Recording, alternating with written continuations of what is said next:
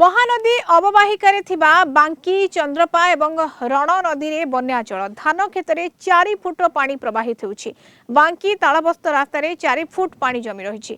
शह शह हेक्टर चाष जमी लहड़ी मारुछि बन्या पानी। फसल नष्ट हेबा आशंकार चाषी।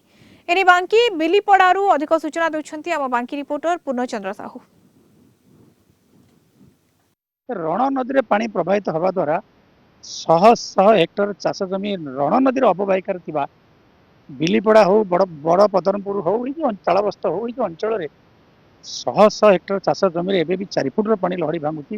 गत 3-4 दिन तले लोके किए रोई किए तली पकई किए तली लगी पुणी बेउषण करते आउ 2-4 दिन गले से धान सत जाता धान गछ तार उठी था किंतु ये जो आसला बन्या जल आसला प्रभावित है किभली भाव देखो पानी किभली भाव पानी अच्छे आम चाषी पचारिया कौन आज्ञा कहे कि बर्तमान 2 दिन लगाण वर्षा रे आमर जमी सब पानी बुड़ी जाइए। आमे सार धान बुणी थिलु आउ किछि तली मध्य पकईथिलु से संपूर्ण रूपे बुड़ीकी वर्तमान रही 2 दिन है।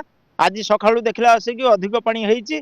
तेणु आमे अनुरोध करचु सरकार को आमे जो ऋण करिचु बाकी जो इंश्योरेंस करिचु ताऊ केंदे छाड़ करिया को आमे अनुरोध करचु। वर्षा हवा फल महानदी रण नदी शाखा नदी रे पानी आसी बन्या हो जाइए। प्राय शह शह हेक्टर जमी बुड़ीकी जो पानी बुड़ी जाइए। आमे सार धान बुणी थिलु ता बुड़ीकी नष्ट हो जाइए हाथ में धरीचु किंतु सरकार घर बुड़ी पानी आंठिए ए पर्यंत कृषि विभाग कौन सी तार निज गहम निज शोची एपर्यंत जगह को आसार ना कि शस्य केमती क्षति होउची कौन होउची सरकार को रिपोर्ट करके जनइबार किसी बंदोबस्त एपर्यंत प्रशासनिक नहीं।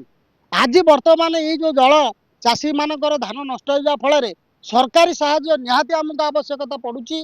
केवल इंश्योरेंस आउ लोन फोन करूँ नचे चाषी हताश होगी आत्म जो शील हो पार ना एवं मरिया भी पश्चात हम आउ खाइबा बिना चाषी मरीज सरकार साहाय्य न मिले। विशेषकर ये जो अंचल 2 दिन धरी पानी लगाण जो वर्षा है जो रण नदी शाखा नदी पानी जो भाव में भर्ती रही 4 फुट पानी किंतु 3 दिन बीतीगला कृषि विभाग हो कि राजस्व विभाग कौन कर्मचारी आसी देखु ना कि भाव खरीफ धान फसल चाषी शह शह हेक्टर जमी पानी माड़ी रही।